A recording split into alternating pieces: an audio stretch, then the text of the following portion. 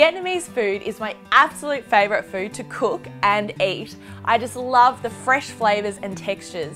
So today I'm going to share with you my recipe for crispy rice paper rolls. They're absolutely delicious and I'm going to use the classic Vietnamese combination of prawns and pork.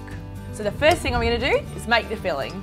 To make the filling, I've got 500 grams of free-range pork mince and 400 grams of raw prawn meat. I'm just roughly chopping up.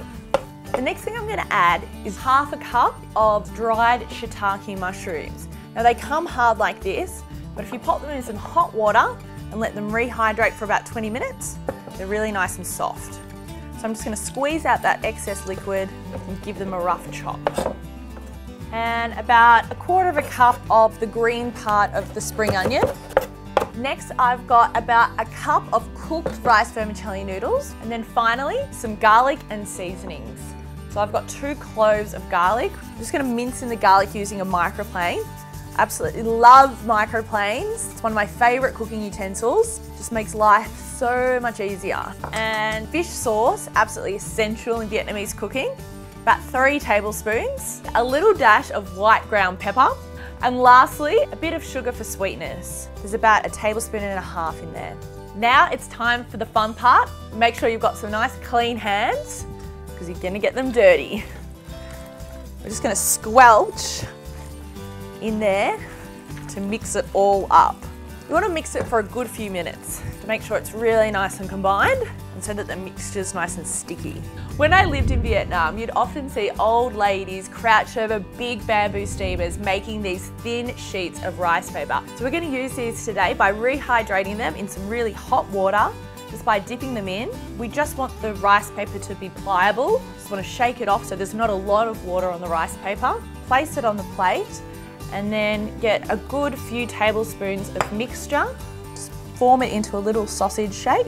So you want to fold over the rice paper edges on either side, tuck in the end, and then tightly wind up the spring roll. I'm going to do that a few more times. Don't stress if it's not perfect. It's still going to taste good. All right, now that these have been rolled, it's time to fry these babies up. I've got some vegetable oil heating in my wok, and I want it to be around 180 to 190 degrees. You can use a thermometer to check the temperature, or if not, drop a piece of bread in there, and if it bubbles, it's ready. It's looking pretty hot. I just want to pop one of these in, one at a time. Woo! They do tend to blister. If they get stuck to each other, which actually tends to happen a bit, just let them cook, and when they crisp up, it's easier to break them apart.